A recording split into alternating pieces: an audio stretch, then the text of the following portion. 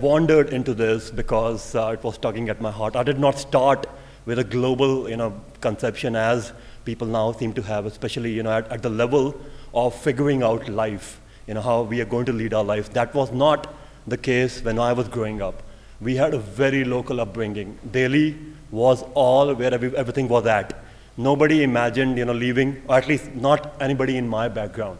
My mother is still very confused what happened. So something globalization happened, and both her sons are away. I started out 14 years in medicine, and fairly dissatisfied with the possibilities in life. There was only this life to lead over here. And then one fine day, I just took off, and I found the next 11 years I was moving through American South and learning something about music while getting hooked up to universities. So the educational framework, which was already there, with a more liberal education framework, with some kind of idea of how to bring in people who are not from there into it, was already existing. I was able to tap into it as I got to it. Again, there was no plan. So what actually is unfolding now is something I have become familiar with only after reaching Flame. So come full circle to try to understand what's actually been going on, which I have been a part of. I ended up becoming an ethnomusicologist by definition for now, hopefully.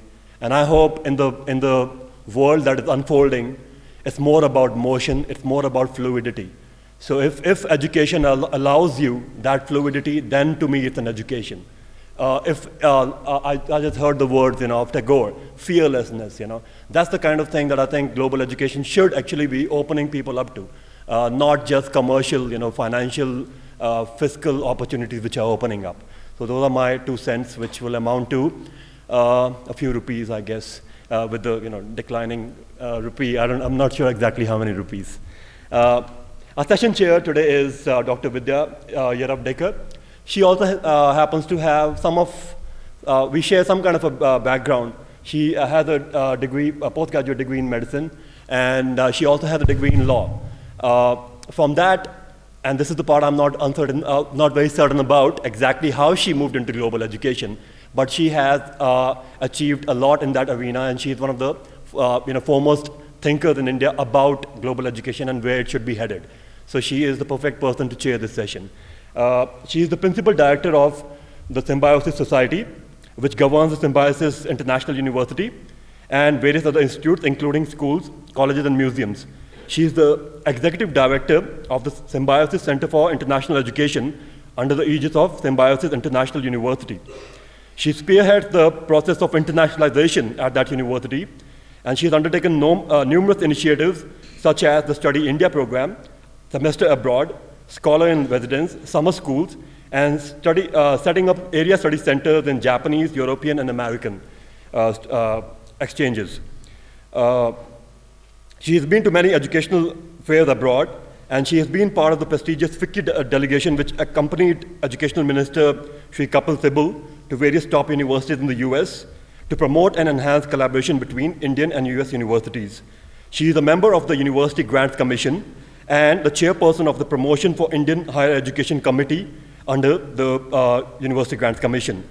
She is also a member of the Indian Council for Cultural Relations, and she is nominated as the chairperson of the Education Committee for Maratha Chamber of Commerce, Industries, and Agriculture. She is also a nominated member of the Executive Council of National Institute of Agricultural Extension Management, which is under the Ministry of Agriculture, central government. She has won many awards for her entrepreneurship, especially in the field of education.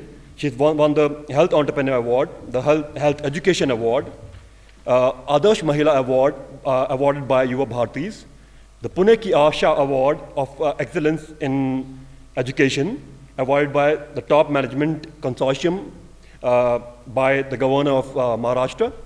She's also won the Young Edge Education Award for Educational Leadership for year 2009, awarded by Sri Montek Singh Ahluwalia, Deputy Chairman of the Planning Commission.